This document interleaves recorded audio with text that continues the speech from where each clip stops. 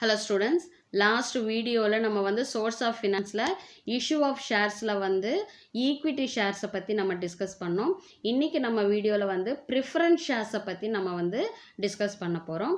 இது வரைக்கும் நம்ம சேனலை சப்ஸ்கிரைப் பண்ணாதவங்க ப்ளீஸ் சப்ஸ்கிரைப் பண்ணுங்க, பெல் ஐக்கானை கிளிக் பண்ணிட்டு ஆல் பட்டன் கிளிக் பண்ணீங்கன்னா நான் போடுற வீடியோஸோட நோட்டிஃபிகேஷன் உங்களுக்கு இமீடியட்டாக வரும்.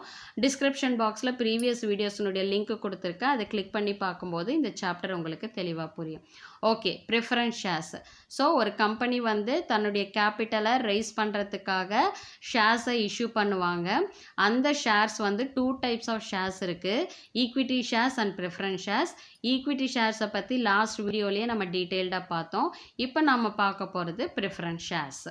The capital raised by issue of preference shares is called the preference share capital.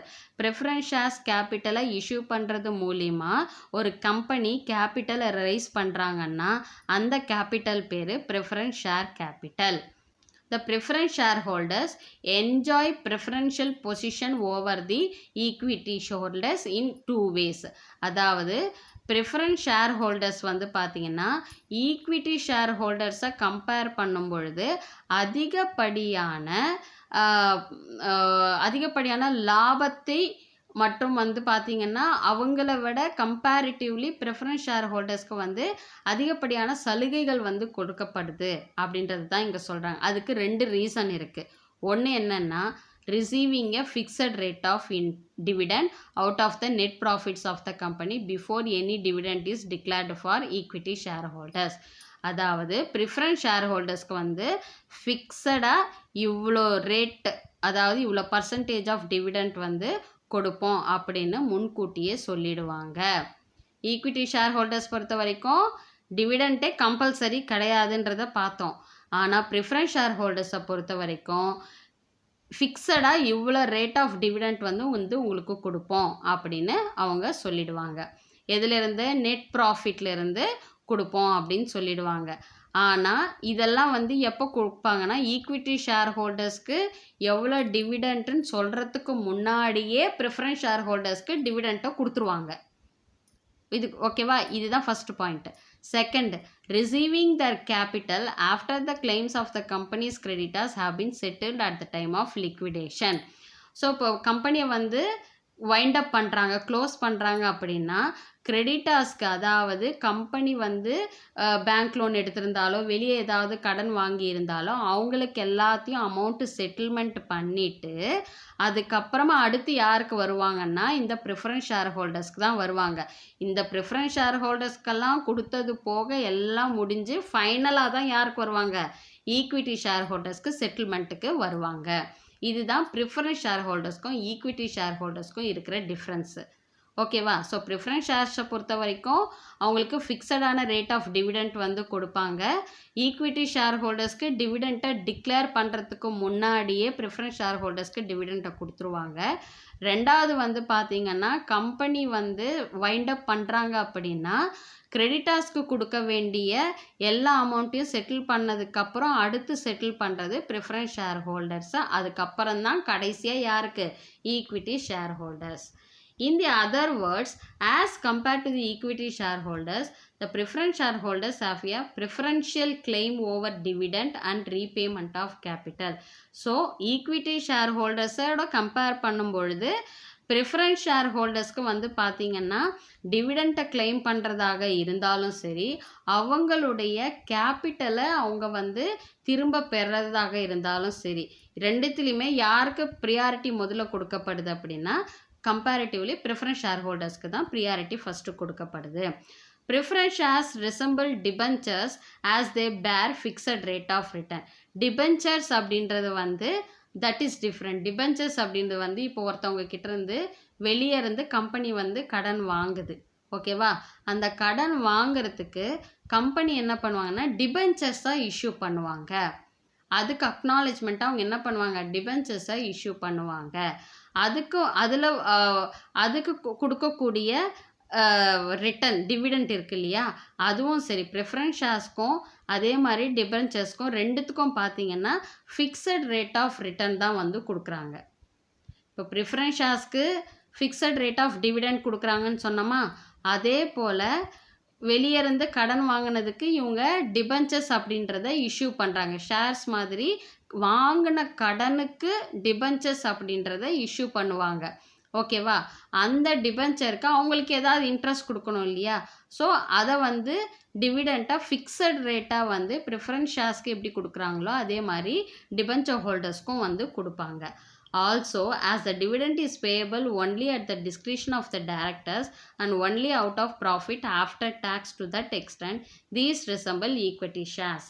அதாவது இந்த இடத்துல என்ன சொல்கிறாங்கன்னா, கம்பெனியில் இருக்கக்கூடிய டைரக்டர்ஸ், போர்ட் ஆஃப் டைரக்டர்ஸ் எந்த ஒரு டிசிஷனாக இருந்தாலும் அவங்க எடுத்ததுக்கு அப்புறம் தான் வந்து ஈக்விட்டி ஷேர் ஹோல்டர்ஸ்க்கு எவ்வளோ கொடுக்கணும், ப்ரிஃபரன்ஸ் ஷேர் ஹோல்டர்ஸ்க்கு எவ்வளோ கொடுக்கணும், டிபென்ச்சர் ஹோல்டர்ஸ்க்கு எவ்வளோ கொடுக்கணும் அப்படின்ற டிசிஷன். இப்போ ப்ராஃபிட் வருது அப்படின்னா டேக்ஸ் போக, ப்ராஃபிட் வந்துச்சுன்னா டேக்ஸ் பே பண்ணணும்ல, அந்த டேக்ஸ் போக எவ்வளோ அமௌண்ட் இருக்கோ அதை பேஸ் பண்ணி தான் வந்து பார்த்திங்கன்னா இந்த ப்ரிஃபரன்ஸ் ஷேர் ஹோல்டர்ஸ்க்கு, டிபென்ச்சர் ஹோல்டர்ஸ்க்கு எல்லாருக்குமே வந்து டிவிடெண்ட் வந்து பே பண்ணுவாங்க. ஸோ அதை கம்பேர் பண்ணும்பொழுது கிட்டத்தட்ட ஈக்விட்டி ஷேர் ஹோல்டர்ஸ்க்கும் அதே மாதிரியான ஒரு சூழல் தான் வந்து இருக்குது அப்படின்னு சொல்கிறாங்க. ஸோ ஒரு முடிவை எடுக்கிறாங்க, ஒரு டைரக்டர்ஸ் தான் வந்து பார்த்திங்கன்னா அந்த டிவிடெண்ட்ஸை வந்து பே பண்ணுறதை பொறுத்த வரைக்கும் டேக்ஸை பே பண்ணதுக்கு அப்புறம் தான் வந்து இருக்கக்கூடிய ப்ராஃபிட்லேருந்து தான் ப்ரிஃபரன்ஸ் ஷேர் ஹோல்டர்ஸ்க்கும் டிபென்ச்சர்ஸ்க்குமே வந்து எவ்வளோ டிவிடெண்ட் ஃபிக்ஸ் பண்ணியிருக்காங்களோ அதை பே பண்ணுவாங்க. ஸோ ஈக்விட்டி ஷேர் ஹோல்டர்ஸ்க்கும் வந்து பார்த்திங்கன்னா இவங்களுக்கு பே பண்ணதுக்கப்புறமா என்ன டிவிடெண்ட்ஸ் அவங்களுக்கு வந்து இருக்கோ அதை வந்து ஈக்விட்டி ஷேர் ஹோல்டர்ஸ்க்கு பிரித்து கொடுப்பாங்க. ஸோ கிட்டத்தட்ட பார்த்திங்கன்னா ப்ராஃபிட்டில் வந்து ரெண்டு பேருக்குமே வந்து இருக்கிற எல்லா தட் இஸ் டேக்ஸ் பே பண்ணதுக்கப்புறமா என்ன இருக்கோ அதுதான் பிரித்து கொடுக்குற மாதிரி இருக்கும். So thus preference shares have some characteristics of both equity shares and debentures. So preference ஷேர்ஸை பொறுத்த வரைக்கும் பார்த்தீங்கன்னா ஈக்விட்டி ஷேர்ஸ்க்கும் டிபென்ச்சர்ஸ்க்கும் இருக்கக்கூடிய சில கேரக்டரிஸ்டிக்ஸ் வந்து ப்ரிஃபரன்ஸ் ஷேர்ஸ்க்கு வந்து இருக்குது அப்படின்னு சொல்கிறாங்க. Preference share holders generally do not enjoy any voting rights. Equity share ஹோல்டர்ஸ்க்கு வந்து இருக்கக்கூடிய ஓட்டிங் ரைட்ஸ் மாதிரி ப்ரிஃபரன்ஸ் ஷேர் ஹோல்டர்ஸ்க்கு ஓட்டிங் ரைட்ஸ் கிடையாது. A company can issue different types of preference shares. So preference shares வந்து டிஃப்ரெண்ட் டைப்ஸ் ஆஃப் ப்ரிஃபரன்ஸ் ஷேர்ஸஸ் இருக்குது. அதை வந்து நமக்கு வந்து பாக்ஸில் கொடுத்துருக்காங்க, அது அப்புறம் நம்ம பார்க்கலாம். ஓகே, இதுதான் வந்து ப்ரிஃபரன்ஸ் ஷேர்ஸ். ஸோ ஒரு ஈக்விட்டி ஷேர்ஸ்க்கும் ப்ரிஃபரன்ஸ் ஷேர்ஸ்க்கும் இருக்கக்கூடிய டிஃப்ரென்ஸ் என்ன அப்படின்றது இப்போ உங்களுக்கு தெரிஞ்சிருக்கும். இதில் என்ன மெரிட்ஸ் அப்படின்னு பார்த்தா, preference shares provide reasonably steady income in the form of fixed rate of return and safety of investment. So preference ஷேர்ஸை பொறுத்த வரைக்கும் பார்த்தீங்கன்னா அவங்களுக்கு ஃபிக்ஸடாக ஒரு இன்கம் வந்து வருது. ஏன்னா ஃபிக்ஸடாக டிவிடெண்ட்டை ரேட் ஆஃப் டிவிடெண்ட் வந்து ஃபிக்ஸ் பண்ணிடுறாங்க. அப்போது கண்டிப்பாக இவ்வளோ டிவிடெண்ட் நமக்கு வரும் அப்படின்னு ஸ்டெடி இன்கம் வந்து அவங்களுக்கு வரும் அப்படின்றது வந்து ப்ரிஃபரன்ஸ் ஷேர்ஸில் வந்து பாசிபிலிட்டி இருக்குது. ஸோ அவங்களுடைய இன்வெஸ்ட்மெண்ட்டும் எப்படி சேஃபாக இருக்கும்னு அர்த்தம். Preference shares are useful for those investors who want fixed rate of return with comparatively low risk. Preference sharesக்கு வந்து யாருக்கு வந்து யூஸ்ஃபுல்லாக இருக்கும் அப்படின்னு பார்த்தீங்கன்னா, எந்த மாதிரியான இன்வெஸ்டர்ஸ்க்கு யூஸ்ஃபுல்லாக இருக்கும் அப்படின்னா, ஃபிக்ஸடாக இன்கம் ஒன்று வரணும், ஆனால் ரிஸ்க் வந்து கம்மியாக இருக்கணும் அப்படின்றவங்க மட்டும்தான் ப்ரிஃபரன்ஸ் ஷேர்ஸை எடுப்பாங்க. ஓகேவா? It does not affect the control of equity share holders over the management as preference share holders do not have voting rights. So preference share ஹோல்டர்ஸ்க்கு வந்து ஒரு கம்பெனியினுடைய மேனேஜ்மெண்ட்டில் வந்து எந்த விதமான மேனேஜ்மெண்ட்டை கண்ட்ரோல் பண்ணுறதுக்கு எந்த விதமான ரைட்ஸும் ப்ரிஃபரன்ஸ் ஷேர் ஹோல்டர்ஸ் கிடையாது. அது ஈக்விட்டி ஷேர் ஹோல்டர்ஸ்க்கு மட்டும்தான் இருக்குது. ஏன்னா ஈக்விட்டி ஷேர் ஹோல்டர்ஸ்க்கு மட்டும்தான் ஓட் பண்ணி அந்த கம்பெனிக்கான மேனேஜர்ஸை, தட் இஸ் மேனேஜ்மெண்ட் பர்சன்ஸை வந்து செலக்ட் பண்ணக்கூடிய ரைட்ஸ் இருக்குது. ப்ரிஃபரன்ஸ் ஷேர் ஹோல்டர்ஸ்க்கு அந்த ரைட்டிங் votes, that is voting rights வந்து கிடையாது. அடுத்தது, payment of fixed rate of dividend to preference shares may enable a company to declare higher rate of dividend for the equity share holders in good times. So payment of fixed rate of dividend, இப்போ preference share ஹோல்டர்ஸை பொறுத்த வரைக்கும் பார்த்தீங்கன்னா ஒரு percentage fix பண்ணிவிடுவாங்க. இவ்வளோ dividend உங்களுக்கு நான் பே பண்ணிடுறேன் அப்படின்னு சொல்கிறாங்க.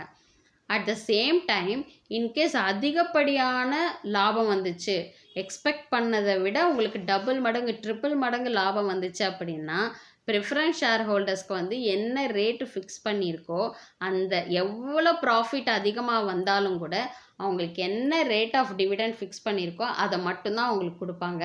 மற்ற எல்லாமே வந்து யார் என்ஜாய் பண்ணுவாங்க அந்த ப்ராஃபிட்டை? ஈக்விட்டி ஷேர் ஹோல்டர்ஸ் டிவிடெண்ட்டாக என்ஜாய் பண்ணுவாங்க அப்படின்னு சொல்கிறாங்க. Preference share holders have a preferential right of repayment over equity shareholders in the event of liquidation of the company. ஒரு கம்பெனியை வைண்ட் அப் பண்ணக்கூடிய ஒரு சிச்சுவேஷன் வரும்பொழுது ஃபஸ்ட்டு ரீபேமெண்ட்டு ஷேர்ஸுக்கான ரீபேமெண்ட்டை யாருக்கு ஃபஸ்ட்டு கொடுப்பாங்கன்னா ப்ரிஃபரன்ஸ் ஷேர் ஹோல்டர்ஸ்க்கு தான் முதல்ல வந்து அவங்களுக்கான கேபிட்டலை ரீபே பண்ணுவாங்க. ஈக்விட்டி ஷேர் ஹோல்டர்ஸ்க்கு லாஸ்டில் தான். Okay, preference capital does not create any sort of charge against the assets of a company. Preference capital holders-க்கு பொறுத்த வரைக்கும் கம்பெனியினுடைய அசெட்ஸில் எந்த விதமான ரைட்ஸும் கிடையாது.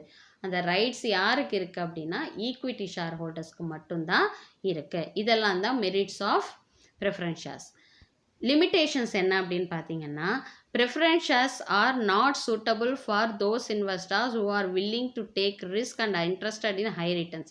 அதாவது ப்ரிஃபரன்ஸ் ஷேர்ஸ்க்கு வந்து யாருக்கு வந்து அப்ளிகபிள் கிடையாது அப்படின்னா எனக்கு வந்து ஹை ரேட் ஆஃப் டிவிடெண்ட்ஸ் வேணும், அதே போல் எனக்கு வந்து ரிஸ்க்கும் வந்து அதிகமாக இருந்தால் கூட பரவாயில்ல அப்படின்னு நினைக்கிற இன்வெஸ்டர்ஸ்க்கு ப்ரிஃபரன்ஸ் ஷேர்ஸ் வந்து அட்வைசபிள் கிடையாது.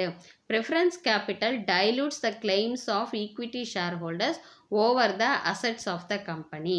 ஸோ ஈக்விட்டி ஷேர் ஹோல்டர்ஸ்க்கு வந்து கம்பெனியினுடைய அசெட்ஸில் வந்து அவங்க கிளைம் பண்ண முடியும், ஆனால் ப்ரிஃபரன்ஸ் கேபிட்டல்னால் கிளைம் பண்ண முடியாது. The rate of dividend on preference shares is generally higher than the rate of interest on debentures. அதே இப்போ வந்து பார்த்தீங்கன்னா டிபென்ச்சருக்கு கொடுக்கக்கூடிய ரேட் ஆஃப் இன்ட்ரெஸ்ட், டிபென்ச்சர்ஸ்க்கு வந்து டிவிடெண்ட் கிடையாது, ரேட் ஆஃப் இன்ட்ரெஸ்ட் தான் கொடுப்பாங்க. ஓகேவா? ஸோ டிபென்ச்சர்ஸ்க்கு கொடுக்கக்கூடிய ரேட் ஆஃப் இன்ட்ரெஸ்ட் வந்து ப்ரிஃபரன்ஸ் ஷேர்ஸ்க்கு கொடுக்கக்கூடிய ரேட் ஆஃப் டிவிடெண்ட்டை விட அதிகமாக இருக்கும். ஓகேவா?